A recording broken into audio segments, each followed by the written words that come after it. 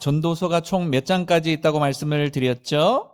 12장. 그래서 우리 6장까지는 땅 아래의 것에 대한 이야기, 그리고 7장부터 나머지 12장까지는 바로 하늘 위의 것에 대한 이야기로 솔로몬이 그의 노년에 인생을 다 살아보니 세상이 이렇다더라, 이런 내용들로 쓴 것이 바로 이 전도서라고 말씀을 드렸고, 자, 1장 1절로부터 시작이 되어져서 오늘 11장입니다. 그리고 12장까지 있다고 했으니 전도서도 이제 거의 다 막바지에 다다르고 있습니다. 솔로몬의 지혜, 여러분들 마음속에 잘 좀 이렇게 쌓여서 이 땅의 삶에 조금 더 지혜로운 삶을 살아갈 수 있기를 소망을 하고요.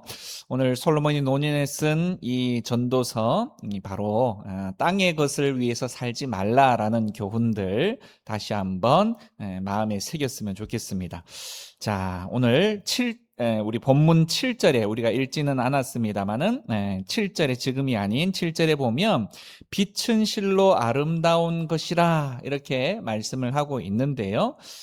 그 빛이 무엇일까요? 결국은 살아있다라는 것으로 인해서 그 빛을 볼 수 있는 거잖아요. 그죠? 결국 살아있다는 것이 참으로 아름다운 것이다, 이런 말씀이 되어질 건데, 결국 우리가 이 땅 가운데 여전히 하나님이 주신 생명 가운데 있다는 것, 빛을 바라볼 수 있다라는 것, 이게 얼마나 아름다운 것인지 여러분들이 반드시 마음속에 제대로 느끼고 감사할 수 있었으면 좋겠습니다. 결국 하나님께서는요, 우리 인생들의 마음속에 이 다시 말해 살아가고자 하는 이 생에 대한 애착을 누구나에게나 다 주셨습니다. 따라서 우리의 인생은 그 생에 대한 애착이 무조건 나쁜 것만이 아니라 그 애착을 가지고 이 땅에서 열심히 하나님의 영광을 위해서 최선을 다해서 살아가야 하는 것이 또 본분이다라는 거죠.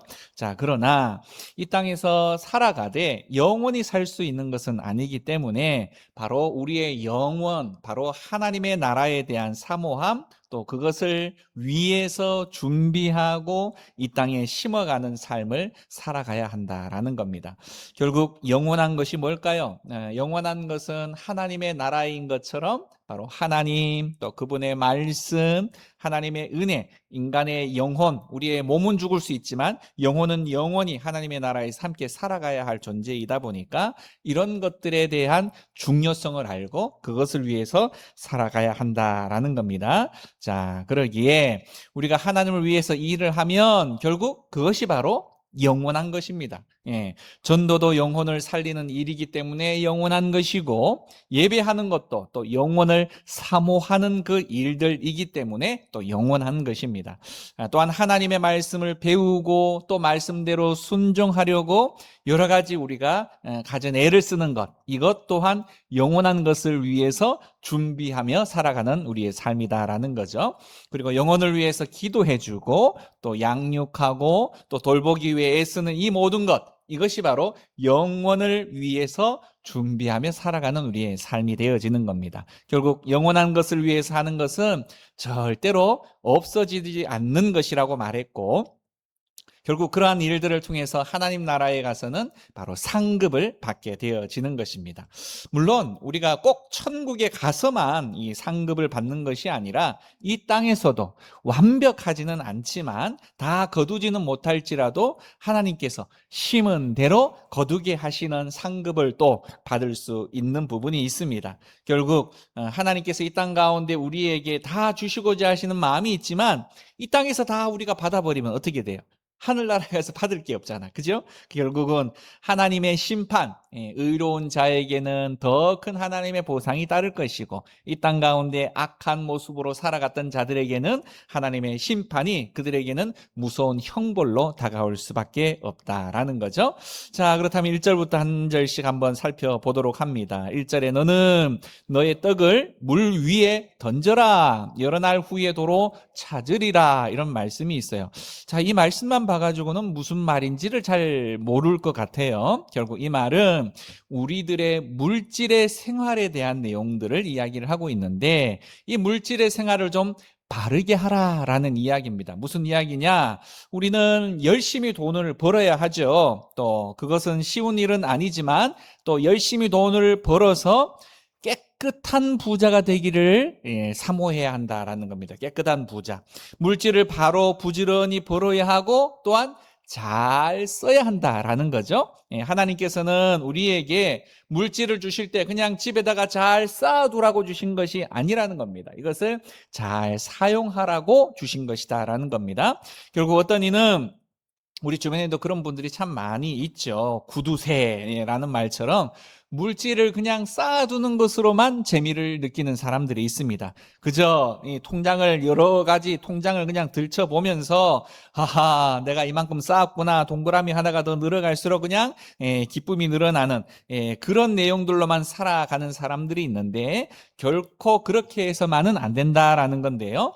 물질의 주인은 누구실까요? 하나님이시잖아요. 그죠? 결국 물질의 주인은 하나님이심을 알고 그 신앙의 고백을 제대로 했다라고 한다면 하나님께서 왜 이 물질을 나에게 허락해 주셨을까에 대해서 깊이 묵상을 해봐야 합니다. 그저 내 배만 불리고 내 기분만 좋게 하기 위해서 내 육신만 편안하기 위해서 주신 것이 아니라 분명히 하나님께서 이것을 주실 때에는 뜻이 있고 목적이 있다라는 것을 바로 깨달아 안다면 가장 먼저는 내 믿음의 신앙의 고백을 통해서 이 물질의 소유가 되지 않도록 물질의 노예가 되지 않도록 하나님이 주신 것에 대해서 먼저 감사의 마음으로 하나님 앞에 돌려드리는 감사의 헌금도 필요하고 또 가장 가까이에 있는 가족도 돌아보아야 하겠지만 이 가족의 담장의 울타리를 훌쩍 뛰어넘어서 다른 사람들의 필요, 연약한 이들의 필요를 돌보라고 주신 하나님의 목적을 반드시 잘 헤아려야 한다라는 겁니다.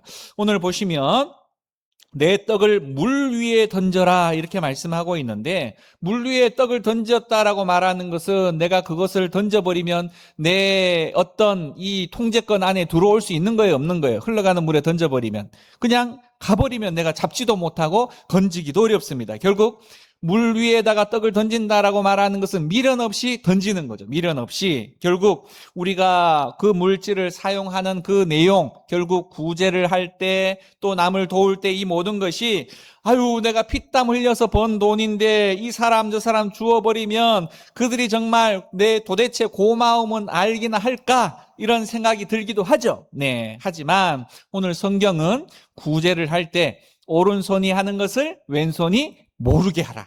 이런 말씀이 있잖아요. 결국은 어떻게 한 몸인데 오른손이 하는 것을 어떻게 왼손이 모르겠습니까? 그죠? 말이 안 되는 말씀이지만 결국 이 말씀의 뜻은 내 것처럼 주지 말고 하나님께서 너에게 맡겨두었던 것을 준다라는 자세로 주라라는 의미가 되는 것입니다. 그렇게 바른 생각을 가지고 다른 사람을 향해서 도움을 줄 때 그 결과도 좋더라라는 겁니다. 빵을 물에 던지듯이 구제를 할 때는 결국 내가 던지면 돌아올 것을 예상할 수 없잖아요. 그죠? 빵을 물에 던지듯이 구제를 할 때는 돌아올 것, 다시금 대접받을 것 이거 아예 생각하지 말고 그저 순수하게 주라는 말입니다. 순수하게. 그러면 하나님께서 사람이 아니라 하나님께서 후일에 갚아주시되 아주 여러 가지로 갚아주신다라는 건데요. 여러분들이 잘 믿지 않을 것 같아서 성경 몇 구절을 제가 한번 읽어드려보면 누가복음 6장 38절에 주라 그리하면 너희에게 줄 것이니 곧 후이되고 누르고 흔들어 넘치도록 하여 너희에게 안겨주리라. 너희가 헤아리는 그 헤아림으로 너희도 그 헤아림을 도로 받을 것이다. 이런 말씀이 있고요. 또 시편의 말씀 가운데는 내가 어려서부터 늙기까지 의인이 도무지 버림을 당하거나 그의 자손이 결식함을 보지 못하였도다. 그는 종일토록 은혜를 베풀고 꾸어주니 그의 자손이 복을 받느니라 라는 말씀이 있습니다. 또 신명기서의 말씀에는 너는 반드시 그에게 줄 것이요 줄 때에는 아끼는 마음을 품지 말 것이라. 이로 말미암아 내 하나님 여호와께서 네가 하는 모든 일과 네 손이 닿는 모든 일에 네게 복을 주시리라. 땅에는 언제든지 가난한 자가 그치지 아니하겠으므로 내가 네게 명령하여 이르노니 너는 반드시 내 땅 안에 내 형제 중 곤란한 자와 궁핍한 자에게 내 손을 펼지니라 라는 말씀이 있습니다. 네, 우리는 모든 사람에게 사실 다 구제할 수는 없죠. 결국 이런 말도 있잖아요. 가난은 나라도 못 구한다. 네, 결국 나와 관련이 있고 내 가까이에 있는 사람에게 할 수 있는 그 형편만큼만 해도 된다라는 겁니다. 하나님은 절대로 무리하게 우리에게 요구하시지 않는다라는 거죠. 또 내 당대에 심어 놓은 것들이 나의 자손들에게 가서 거두게 되어지는 일들도 많이 있다라는 말씀이 있습니다. 그래서 오늘 내 떡을 물 위에 던지라 라는 말씀처럼 그저 보답을 생각하지 않으면서 구제나 남을 돕는 일을 물 위에 식물을 던진과 같이 마음으로 그렇게 행하면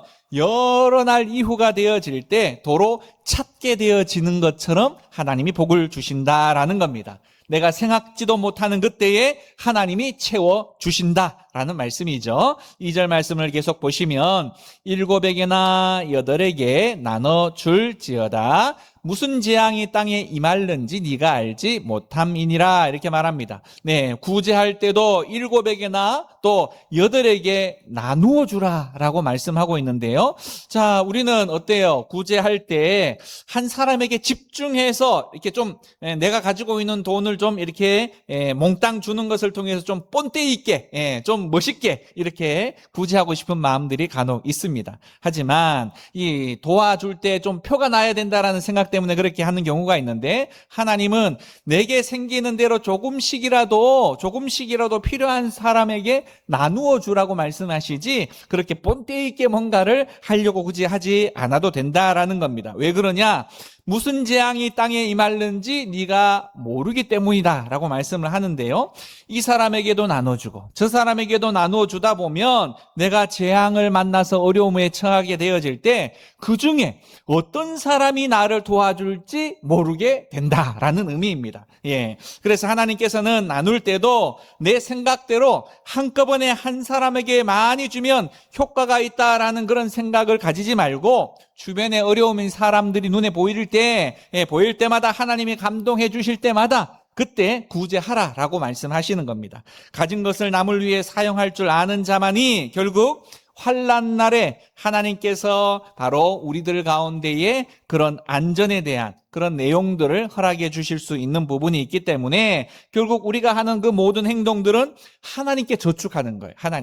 하나님께 저축해 두었다가 우리의 삶에 대한 안전을 보장받게 되어지는 부분이 있다라는 겁니다. 잠언 19장의 말씀 가운데에는 가난한 자를 불쌍히 여기는 것은 여호와께 구워드리는 것이니 이런 말씀이 있어요. 예, 말씀드렸던 내용이 그대로 말씀에 있죠.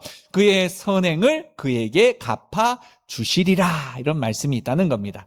자, 남에게 구워주는 것은 결국 너무너무 신용이 좋은 하나님께 구워드리는 것과 마찬가지다라는 의미가 되는 거죠. 계속해서 3절의 말씀 구름에 비가 가득하면 땅에 쏟아지며 나무가 나무로나 북으로나 쓰러지면 그 쓰러진 곳에 그냥 있으리라 라는 말씀이 있는데요. 이 말씀은 구름이 가득하면 그 구름이 무거워서 빗방울이 뚝뚝 떨어지는 것 같이 모든 일이 때가 되면 반드시 성취가 된다라는 말입니다. 네, 내가 구제하고 또 복음을 위해서 심으면 때가 되면 비가 뚝뚝 떨어지는 것처럼 내게 복이 임하게 된다라는 말인 거죠. 나무가 나무로나 북으로나 쓰러지면 그 쓰러진 곳에 그냥 있으리라라는 말씀도 기회가 오면 반드시 그렇게 된다라는 말입니다.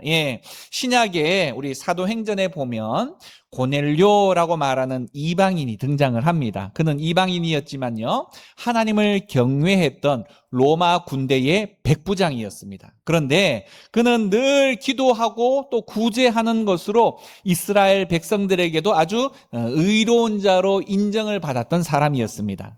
사실 그는 그것을 하나님께서 나를 하나님이 귀히 보실까 이런 생각을 했는데요, 계속해서 그렇게 구제를 하다 보니 하루는 기도를 하고 있는 중에 환상이 그에게 보여졌습니다. 그리고 하나님의 음성을 듣게 되어져요. 네. 환상을 통해서 베드로를 초대해서 말씀을 들으라 라는 음성을 듣고 난 이후에 그 말씀을 들을 때에 성령을 받았고요. 온 가족과 더불어서 세례를 받게 되는 아주 놀라운 복을 경험하게 됩니다. 네, 고넬료가 평소에 늘 기도하며 구제를 했지만 아무런 열매가 없는 것처럼 보였어요. 네, 그런데 하나님께서 그 때가 되어지자 엄청난 복을 그에게 허락해 주신 것이다 라는 겁니다. 예, 말씀처럼 구름에 비가 가득하니 뚝뚝 빗방울이 떨어진 거죠. 그렇게 때가 되면 성취하게 되어진다라는 겁니다. 결국 구제가 헛된 것 같기는 하지만 계속해서 구제하고 또 구제하다 보면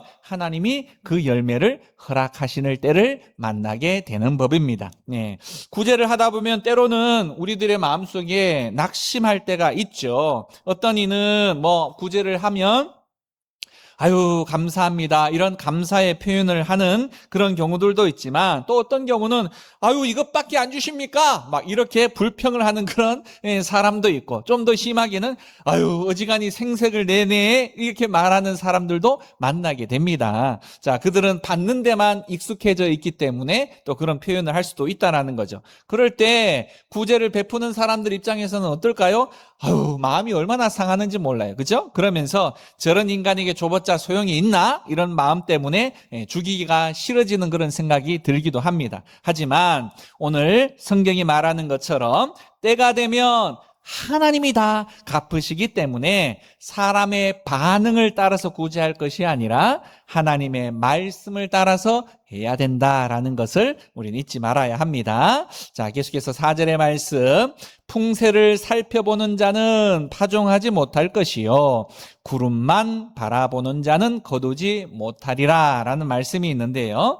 자, 꾀 때로는 어떻습니까? 꾀가 우리에게 도움이 될 때도 있어요. 그렇죠? 꾀를 갖고 있는 것 자체가. 하지만 꾀를 너무 많이 부리면 어떻게 돼요? 안 된다라는 겁니다. 네. 씨를 뿌리려 하다가 오늘은 바람이 부네. 괜히 뿌렸다가 씨만 날려버리는 거 아니야? 이렇게 하다 보면 결국 씨를 뿌릴 여가를 얻지를 못하게 된다라는 겁니다. 결국 너무 시세를 따라 살지 말라라는 거죠. 환경을 너무 살피다 보면 아무것도 할 수 있는 것이 없게 되어진다라는 겁니다. 사실 이것은 전도도 마찬가지인 것 같아요. 아유, 저 사람 얼굴을 보니까 너무 사나운데 저 사람 밉상이야? 이런 식으로 전도를 대하면 한 번도 오케이 바르게 전도를 할 기회를 얻지 못할 수도 있습니다. 옛날에 우리 공부 안 하는 친구들에게 이런 이야기하면 거의 비슷한 대답을 듣습니다. 자, 공부나 일도 대부분 마찬가지인데 날씨가 더우면 더워서 못하고 추우면 추워서 못하고 봄에는 나른해서 공부 못하고 가을에는 쓸쓸해서 못하고 비가 오면 우울해서 못하고 그런 사람 보면 평생 공부 못하는 거죠. 그렇죠? 일도 마찬가지일 거고 이상하게도 핑계를 대려고 하면 그 핑계거리는 얼마나 늘 항상 찾아오기에 마련이더라 라는 겁니다. 따라서 사람이 환경을 탓하다 보면 씨를 뿌릴 수도 없고 거둘 수도 없게 되어진다라는 겁니다. 결국 환경을 보고 살지 말고 현재 하나님이 나에게 주신 사명을 따라서 살라는 겁니다. 사명을 따라서. 너무 견주다 보면 아무것도 할 수 없고요. 구제하는 것도 너무 계산하고 판단하다 보면 구제할 수가 없는 겁니다. 전도도 그렇고요. 예배도 그렇고요. 봉사도 그렇습니다. 환경 너무 따지지 말고 결국 환경을 극복하고 뛰어넘어서 하나님 앞에 구하는 자들이 되어져야 합니다. 자, 5절 말씀.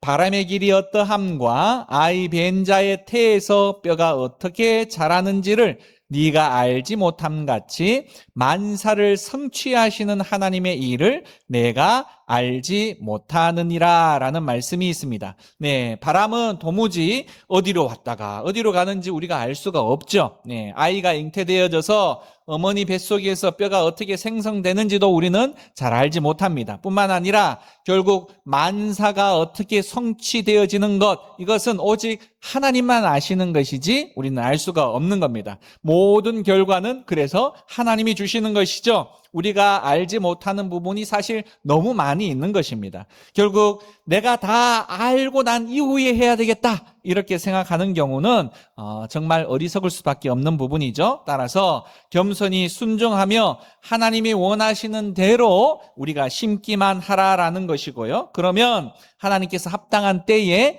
합당한 결과를 주신다라는 말씀입니다. 자, 계속해서 6절 말씀.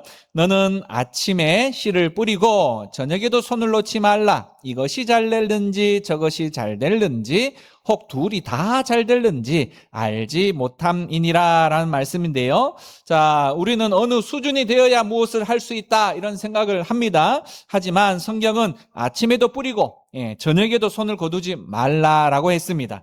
아침은 일이 잘 되어 갈 때를 말하는 것이고 또 해가 기우는 것 같이 사업이 잘 되지 않고 문제가 많고 어려움이 있을 때 그런 저녁 때에도 손을 그치지 말고 계속해서 뿌리라 이런 말씀이 있습니다. 그러면 아침에 뿌린 것이 잘 될 건지 저녁에 뿌린 것이 잘 될지 혹은 둘 다 잘 될지 모르기 때문에 계속해서 뿌리라는 겁니다. 구제에도 전도에도 또 선행에도 다 마찬가지죠. 아무튼 하나님을 믿는 성도는 꾸준하게 뭐든지 하는 것이 제일 중요하다라는 겁니다. 꾸준하면 하나님의 때가 될 때에 반드시 거두게 되어지는 것이고 우리가 낙심하지 않게 되어지면 하나님이 반드시 그렇게 거두게 하신다라는 겁니다. 자, 7절 말씀. 빛은 실로 아름다운 것이라 눈으로 해를 보는 것이 즐거운 일이로다 라는 말씀입니다.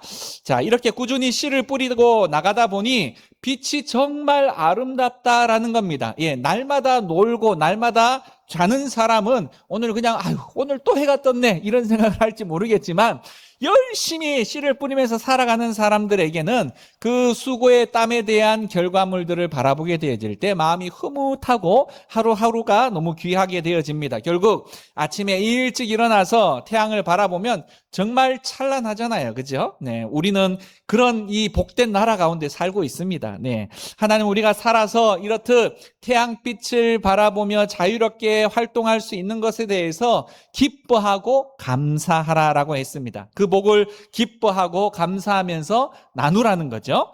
살아있다라는 사실에 대한 감사, 또 태양의 빛을 바라보면서 즐거워할 수 있다라는 그 사실을 귀히 여기라라는 말씀입니다. 자, 우리 마지막으로 8절의 말씀. 사람이 여러 해를 살면 항상 즐거워할지로다. 그러나 캄캄한 날들이 많으리니 그 날들을 생각할지로다. 다가올 일은 다 헛되도다. 이렇게 말씀을 하시는데요. 자, 이렇게 살아가면서 늘 감사하고 찬양하며 즐거워하면서 살라라는 것인데 결국은 우리가 어떤 삶을 살아가느냐에 대한 내용들을 평가는 내가 무엇을 향해서 바라보고 또 그것을 어떻게 생각하느냐에 따라서 행복을 느낄 수도 있고 불행을 느낄 수도 있다라는 겁니다. 결국 사건과 사람은 항상 늘 그대로예요. 내가 그 사람을 바라보는 태도가 바뀌고 자세가 바뀌면 우리는 행복할 수 있는 겁니다. 그렇지 않습니까? 자, 또 그러나 캄캄한 날들이 많으리니 그 날을 생각할지라 다가올 일은 다 헛되도다라는 말씀을 하고 있는데 현재를 즐거워하면서 언제 고난을 만나게 되어질지 알 수 없기 때문에 늘 염두에는 둬라라는 겁니다. 자, 결국 이 말은 나도 가난해질 수 있고 나도 병들 수 있고 나도 사고를 만날 수가 있습니다. 그렇기 때문에 미래에 만날 좋지 않은 일에 대해서 사서 미리 걱정하고 고민하라 이런 이야기가 아니라 자기 자신을 늘 돌아보라는 말입니다. 돌아보라는 것. 내가 가난한 사람을 현재 내가 너무 무시하고 있지는 않은가? 결국 나도 그런 처지에 처할 수 있기 때문에 그들을 무시하지 말라는 이야기죠. 또 내가 불편한 장애자들을 혹시나 내가 불편해하고 무시하고 또 비웃고 있지는 않은가? 나도 언제 그렇게 되어질지 모른다는 겁니다. 결국 그런 마음에 내 가운데 있지 않는지 되돌아보고 나에게도 얼마든지 그러한 형편과 상황에 처할 수 있다는 것을 생각하면서 건강하고 무엇이 좀 있다라고 생각되어질 때 좀 나누고 심어 놓으라는 겁니다. 미리. 그러면 공공한 날이 올 때 하나님께서 갚아주신다라는 말씀. 많은 경우에 또 하나님의 은혜는 누구를 통해서 오나요? 사람을 통해서 오잖아요. 사람을 통해서. 그렇듯 우리가 사람에게 심어놓고 또 심어놓으면 생각지 않은 때에 하나님께서 그 사람을 통해서 일하게 하신다라는 겁니다. 자, 오늘의 말씀. 먼저는 우리가 구제를 하든지 전도를 하든지 선을 행하든지 간에 바로 빵을 물에 그냥 던져버리듯이 인간적인 보상하는 것, 그런 거 기대하지 말고 그냥 하나님의 사명으로 알고 그렇게 열심히 나누라는 것이고, 또 때가 되어지면 반드시 결과가 오기 때문에 너무 재거나 너무 시기를 살피지 말고 지금 현재부터 내가 할 수 있는 부분 시작하고 뿌리라라는 말씀입니다. 그리고 현재 주신 처지에 감사하고 그렇듯 기뻐하면서 살라는 거죠. 오늘의 이 말씀 기억하시고 이 한 주간도 전도서가 주는 지혜로 하늘을 향해서 살아가는 우리 모두가 되어질 수 있기를 간절히 축원드립니다.